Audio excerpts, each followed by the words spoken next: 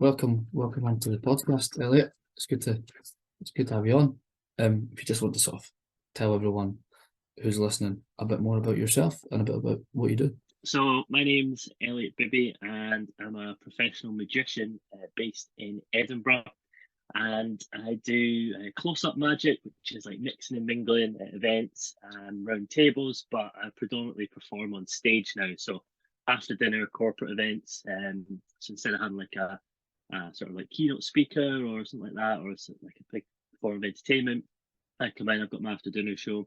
I also perform on stage at a lot of cabaret and sort of comedy nights as well, because my sort of magic is comedy magic. So that is me at what I'm currently doing at the moment as a magician. Yeah, full time magician. Well, nice. And now, if we go all the way back to the start, how did you begin your journey? So I got my first ever magic trick from Hanley's big toy shop in London. So I was 10 years old, and I saw this guy demonstrating this little magic trick, and I was suckered in, and I spent all my pocket money that week on this little coin trick, and that was me ever since. For years later, I was always getting little magic tricks for Christmases and birthdays, and really built it all the way up, all the way through school and high school, and into university as well, where I studied engineering with sports.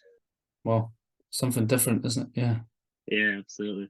But now, sort of the magic that I do, I create myself. So um, it's mostly the sort of that engineering brain in me that's coming out now and going, okay, maybe I can try and build this or do that. So they work hand in hand. And was it tricky in the beginning when you were starting off, or was it all for fun in the beginning? You weren't really thinking about the money sort of aspect of it.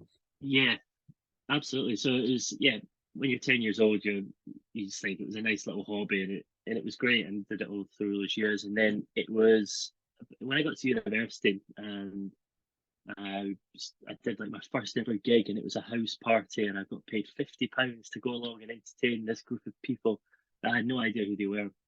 And I remember turning up, and I was that nervous that I'd been biting my nails, and then the skin at the side of my thumb as well. I'd been biting that. I was just that nervous. It was my first ever paid gig, and halfway through, I was literally in the living room and my little box of tricks. I must have been about 16, 17 years old, and I spread the cards out like on the ground, and it was a blue deck of cards, and I realized there was little specks of red bits on the cards, and I was like, "What's that?" And I turned them over, and pretty much they were like covered in blood. And I realized that I'd cut my thumb, and I'd been biting that much. So then, they were like, "Oh no, it's fine. We'll just go and get you a plaster and a bit of plaster on my thumb." But only if there was any magicians listening. No one else will get this, but magicians will. If you try and do sleight of hand magic whilst wearing plasters on your fingers, it's pretty difficult to do. So that was like an added barrier to it. Yeah, just a lot of sliding and stuff, which was funny. So you learn quickly on that. Um, but then the real sort of turning point for me when I turned it into a career was probably about third year of university, where I actually had to walk out of an exam because it was just that difficult. When it was like an engineering maths engineering exam, and the exam lasted about 3 hours, and there was only like four questions in it. You pretty much have to write essays for them all, calculations. And yeah, I got about half an hour into it, and I'd revised a lot, like weeks and weeks, and right into lead it for it. And I just looked at the questions and went, I can't even do this. So I wrote down a few equations because you got bonus points for writing them down. And then I just walked out after half an hour and walked straight up to my lecturer's room, and I was like, this is just beyond me. It was just that moment, it was beyond me. He's like, no, it's no problem at all. It's fine. We'll do something else. And in third year at uni, you get to do an optional module. So I decided to do marketing just as my optional module, and you could do anything from like media, marketing, something in your related field to do with like engineering, sports science, everything down to even wine tasting as like a module. Um, so I ended up doing marketing, and that's the sort of change in my head where I thought, I'm still at university. I'm going to be here for like another year or so, fourth year, just so I can actually get my degree. I may as well try and start doing stuff that's going to help me in the future. So that's why I took marketing. And then I joined a couple of other like sort of entrepreneur groups as well, and just sort of tried to become that sort of business person.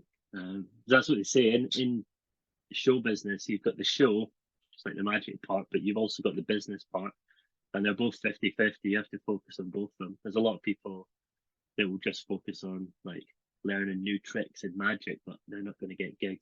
It's the business part and marketing part as well, is it? Yeah, yeah. Yeah, absolutely. Yeah. So yeah, about third year of uni, and that was the sort of switch between the sort of hobbyist magician sitting in my room practicing card tricks to then being the sort of entrepreneurial magician and networking. And And did you sort of know then? Did you sort of know then at that point that you definitely didn't want to do the engineering type thing? Or were you still unsure? yeah, it was third year was when I sort of I thought I'm going to get it anyway, so that I've got my degree and it's something to fall back on just in case I go out into the big world and try and be a magician and it just flops all of a sudden. Then and I don't get any gigs or any work, and then I'm like, what do I do now?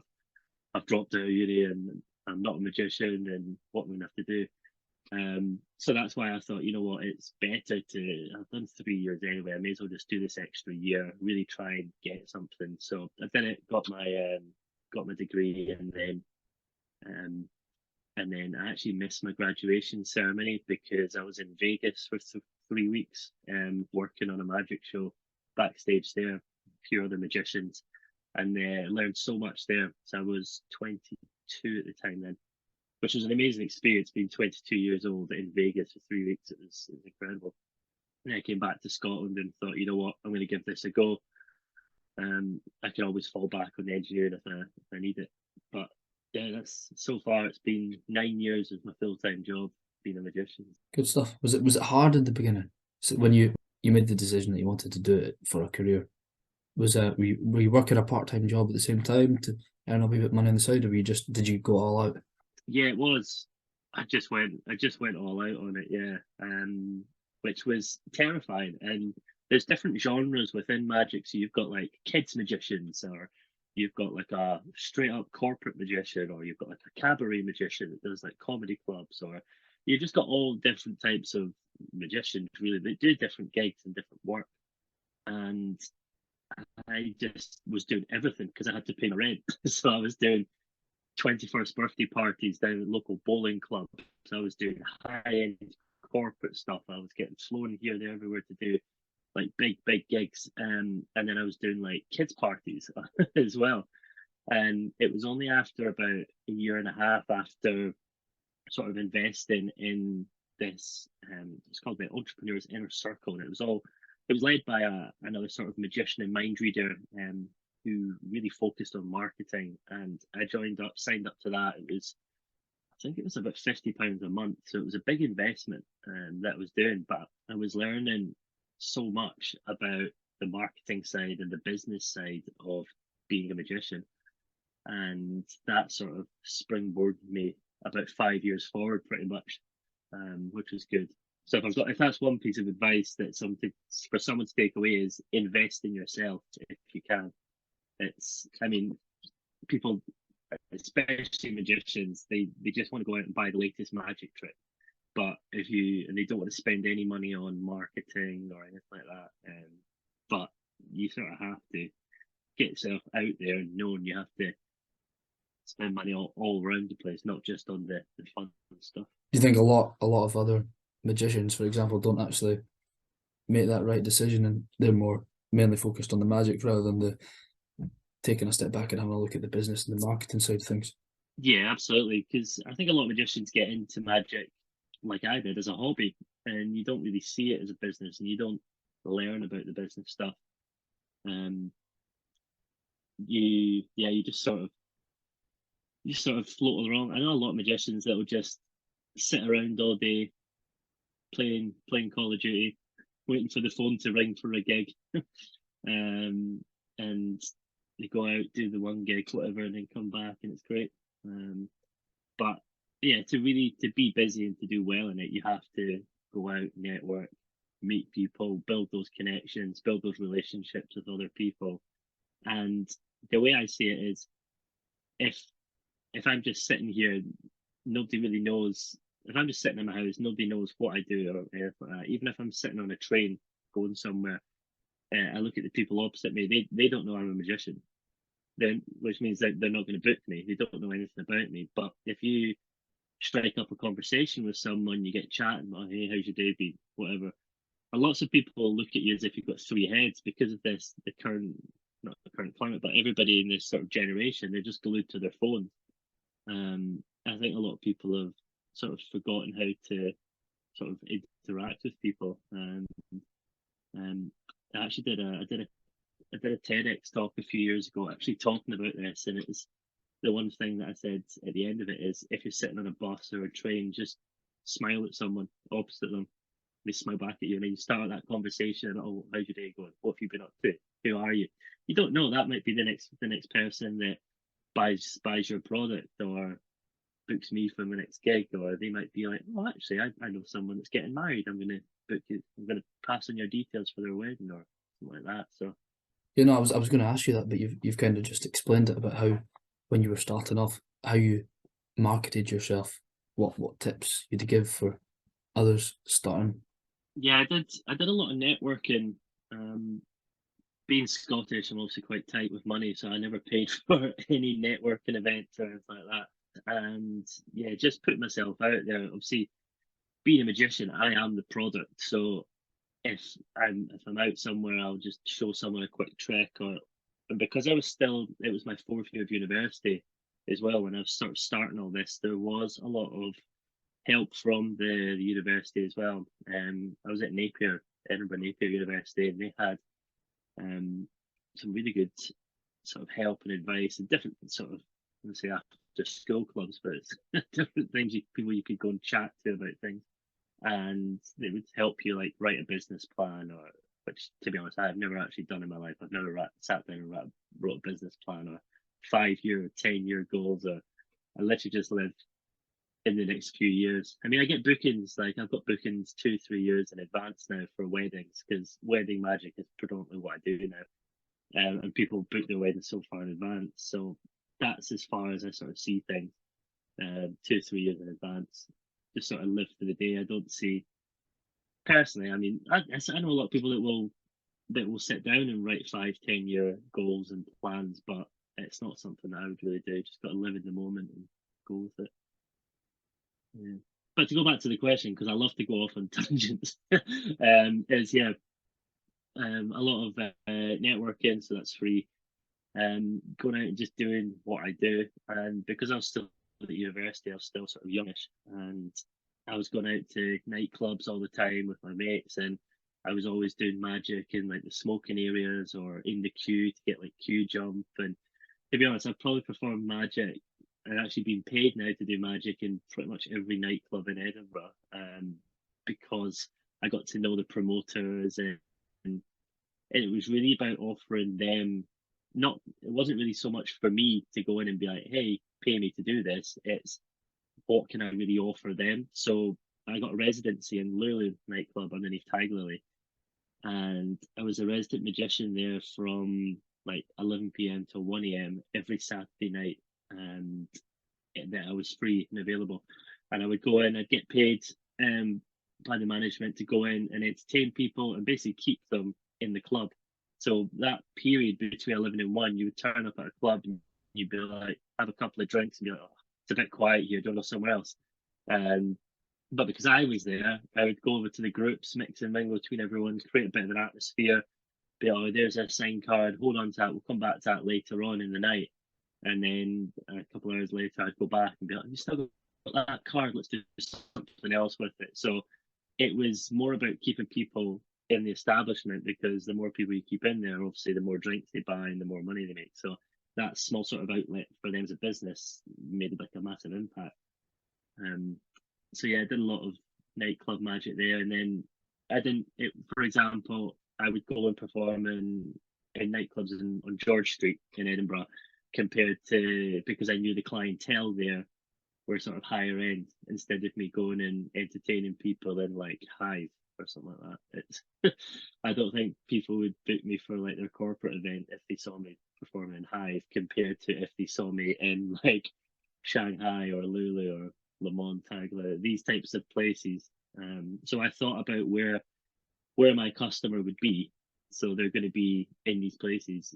Don't get me wrong, I've had a great night out in Hyde, many great nights out. But as a magician, aiming for those higher corporate gigs and stuff, that's where I was at the time. So I thought, where are these people going to hang out?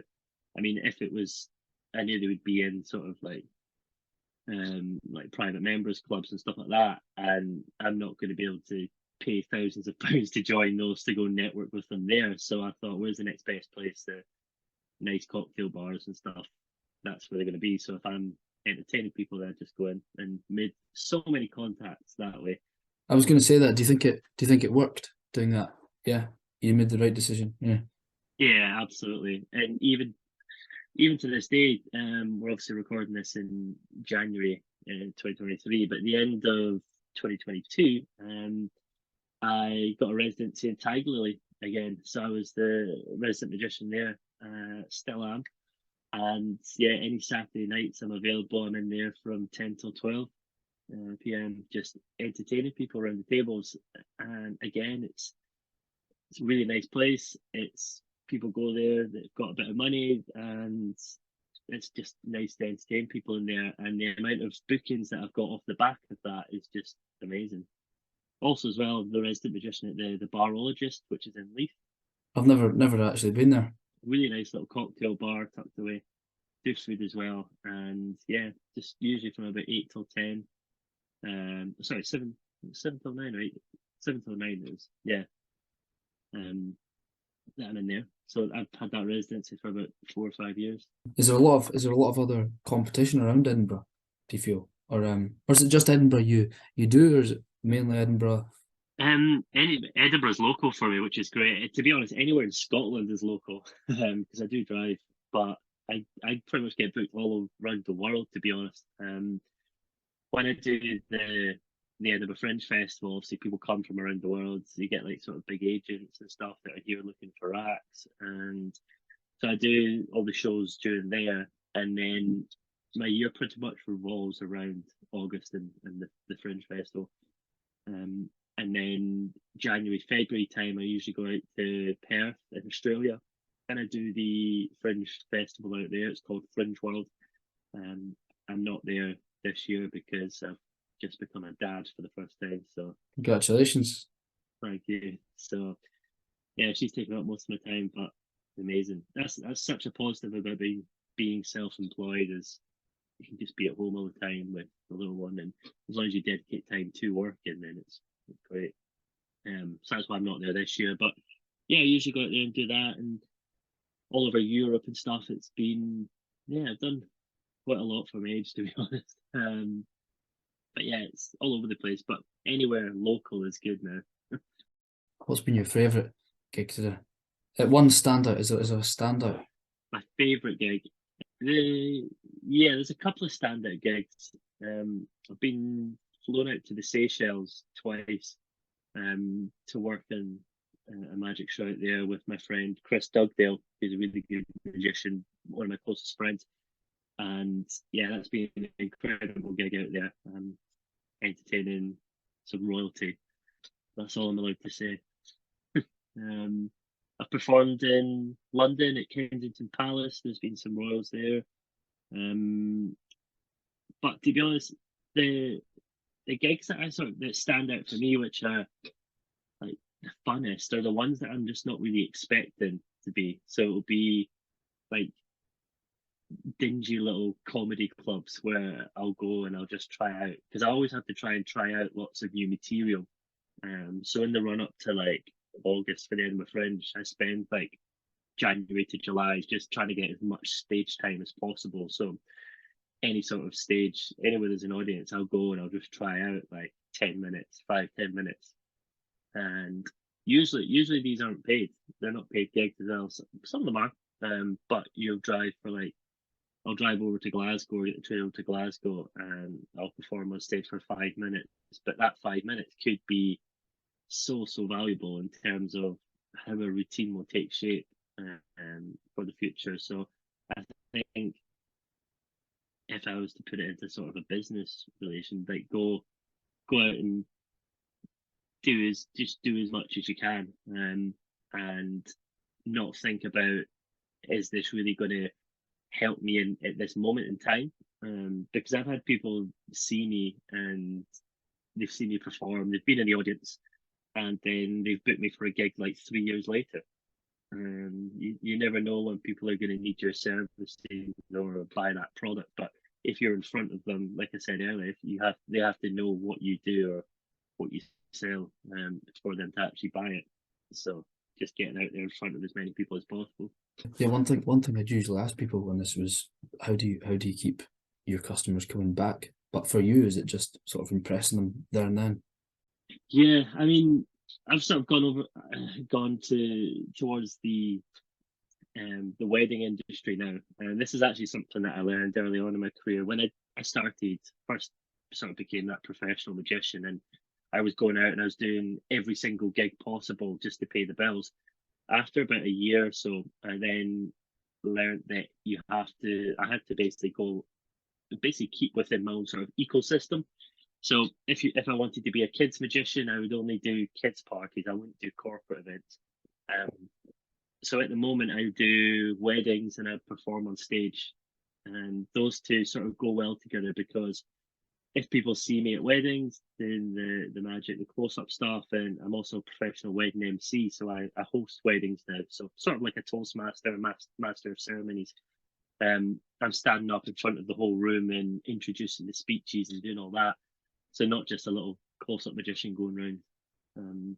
So I do that. So people see me doing that and they're like, "Oh, you must host other big events." And I'm like, "Yeah, we'll also host corporate events, stand on stage, do that stuff, do the end of a fringe festival." So they all sort of tie into each other. Um, an example I could give of this, which wouldn't really work, would be if I was going and doing little Jimmy's fifth birthday party down at the local bowling club, and then I say to them, "Oh, I do all different events." And well, little Jimmy's dad is probably not going to book me for his high-end corporate event because he's seen me as this little kids entertainer that's running around, because they're not in the same sort of ecosystem type thing. I mean, there's nothing wrong with some like some of the best shows I've seen are kids entertainers. They're so good at what they do, and anytime I get inquiries, I've got like two Edinburgh magicians that I usually recommend, which is Tricky Ricky and Magic Gareth. So if you're having a kids party in the Edinburgh area, check out those two guys because they are the best. They're so good. If you listen to this, so that's. I mean, I could go out and I could do it, but I know that they have the better show. They've spent all their time on it. They've just honed it so well. I could go out. I could go and do it.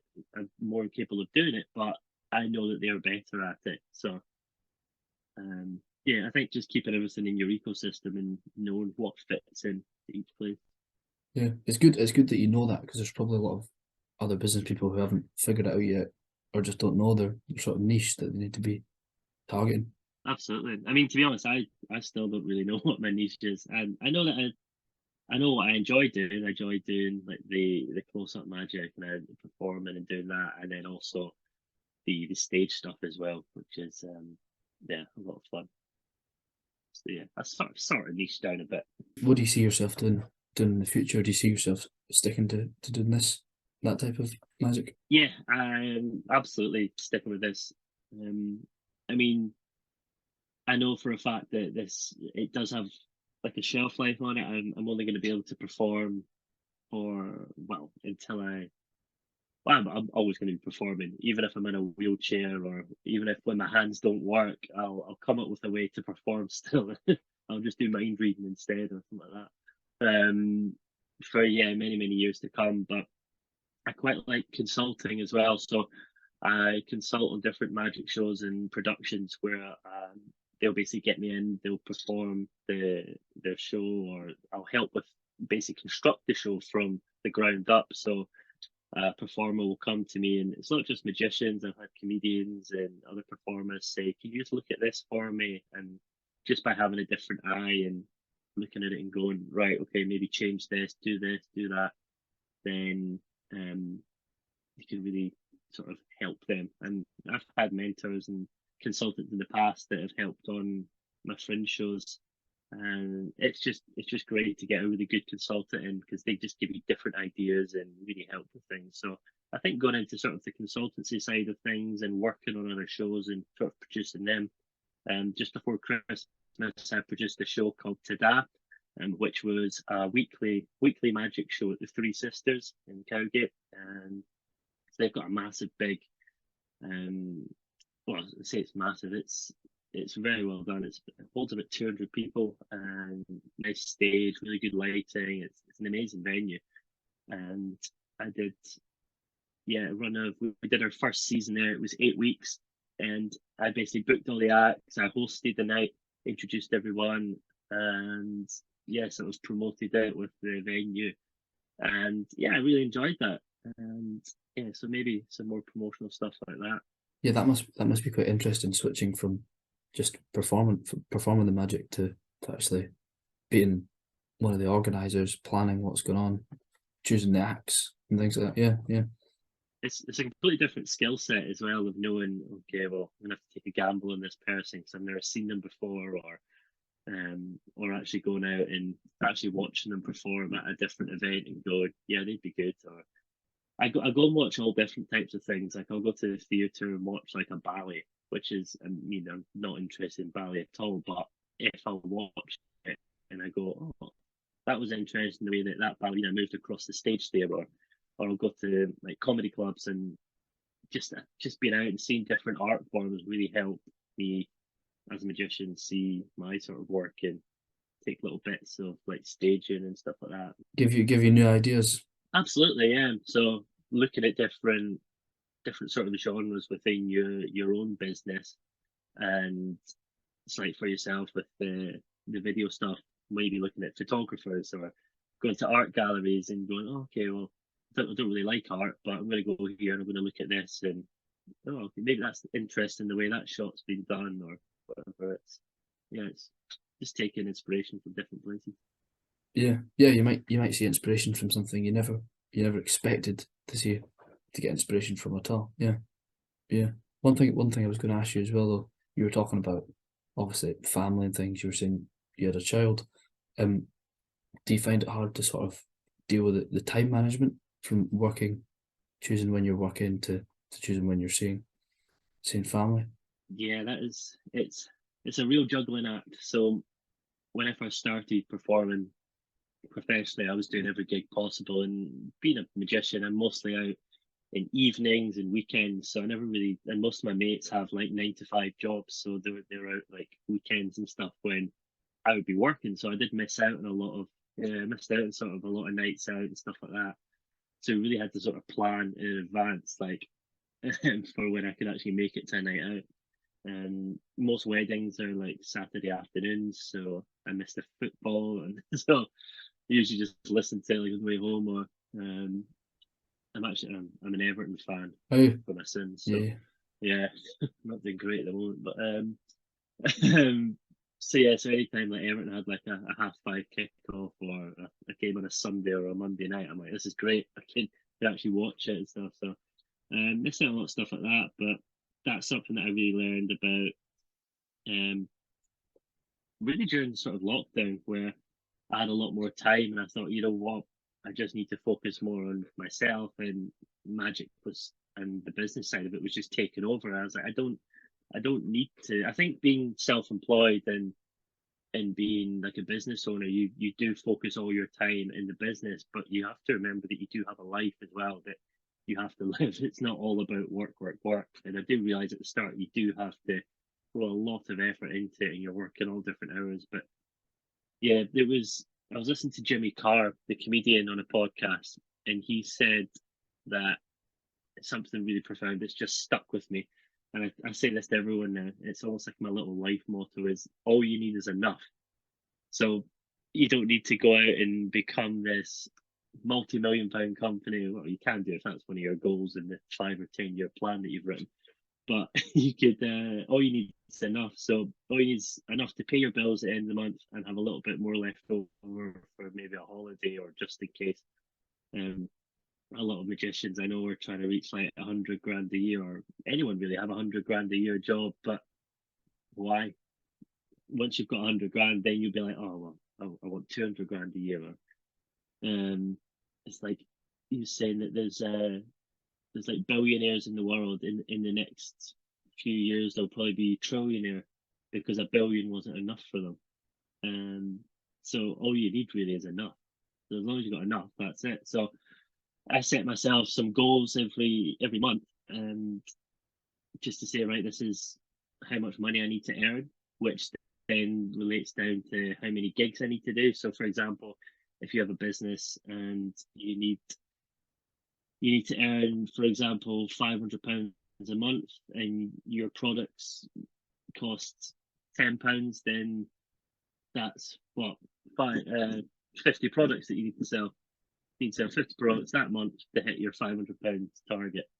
So just breaking it down like that, if my bills come to like £1,500 a month, and I charge, for example, £1,500 for a gig, I just need to do 1 gig a month. If I charge £500 for a gig, I have to do 3 a month. So it's really working it out like that and structuring it and just breaking it down instead of going, oh, I need to earn 50 grand a year or 100 grand a year. Really just break it right down and know, okay, if I sell this amount, I'll have enough. So because I've worked this out and I know my own sort of budgets for and the amount of gigs that I need to do to hit my target, it means then that after I've secured that many gigs, I don't need to go out there really chasing and having to be like, oh, I really need to get another 3 gigs in or 4 gigs or whatever. It means then that any gigs that do come in, I don't need to do them because I've already hit my target, and it means that I can then spend time with my family and friends.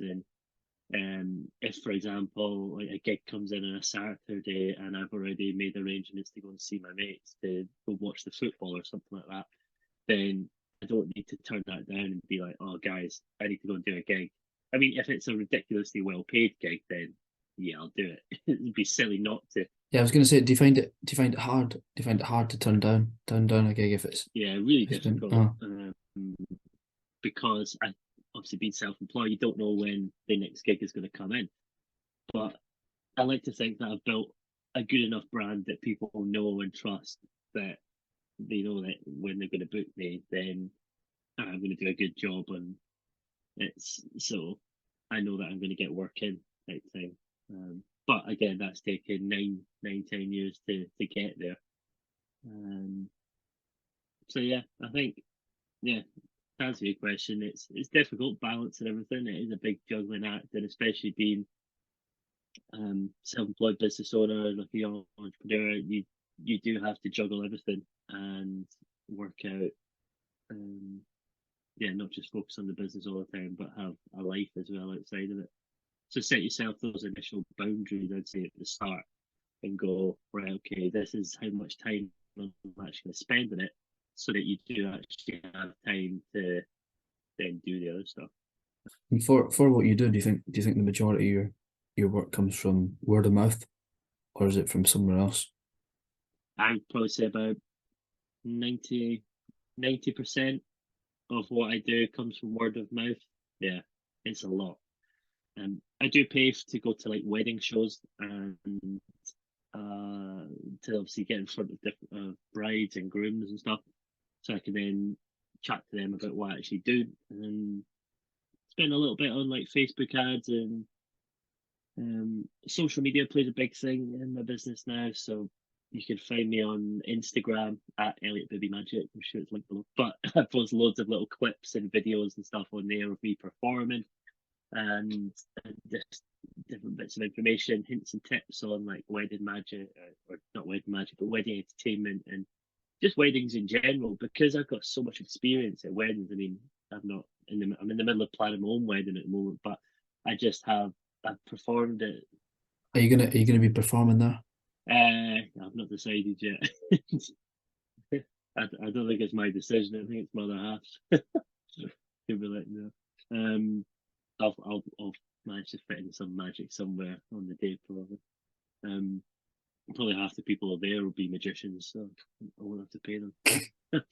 But yeah, I just have like a wealth of knowledge in the wedding industry, so I'm always posting little hints and tips, and I'm always up for chatting to people if they've got any questions on not just on wins, but in business in general. Yeah. That's why I love doing stuff like this, like podcasts and chatting to you. It's been great. Yeah, it's something different, isn't it? One thing I was going to ask you was, if you could go back to the beginning again, what would you do differently? How far back to the beginning? Like, the beginning of the business or the beginning? Beginning of the business, let's say. Yeah, yeah. So from your first paid job, from that. I would. I'd probably take a packet of plasters with me. Um, and I think I was going to say I think being a bit more organised, because I always think of myself as not being organised at all. But when I sort of take a step back and I look at it, I'm pretty organised to be dealing with gigs and emails, and I think initially setting things up, setting things up like processes in the business a lot quicker. And what I mean by that is I use like an online CRM system now, to sort of deal with all my bookings, and I'm still such a control freak and I do everything. Like I don't outsource that many things unless it's like a bigger stage show, and I'll outsource like getting like a team in to like film it or photograph it. But I remember my very first Fringe show, I had like two cameras set up at the back of the room. I did all my own flyering, so handing out flyers to people to try and get people in. I performed the show. I didn't even hire a tech.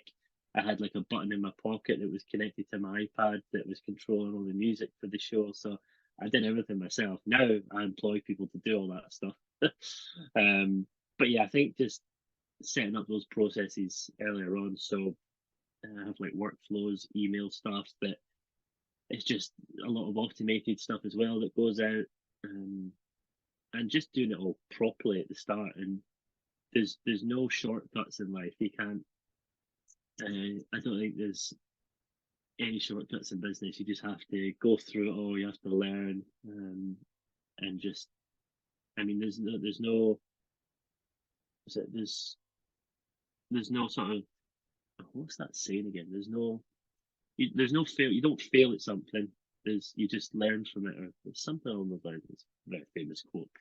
I'm absolutely butchering it in a moment, but everyone that's listening will be screaming at it, going, "It's this." But but yeah, if you do something, like that's my sort of motto, is you just got to go out and just do it.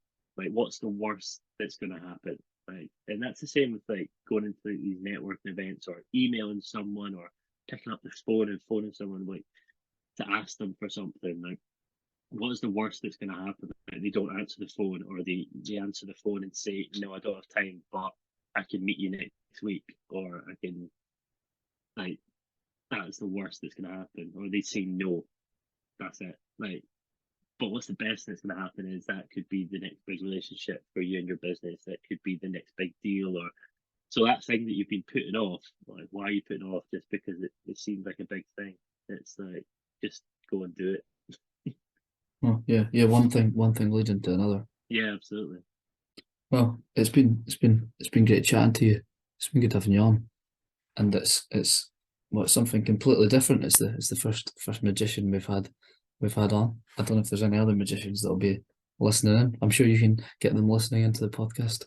I'll get them listening, but nah, you don't need to bother interviewing them. It'll be fine. Just have me as the one. Yeah. Oh, good stuff. But anyway, yeah, it's been great chatting to you. Otherwise, all the best.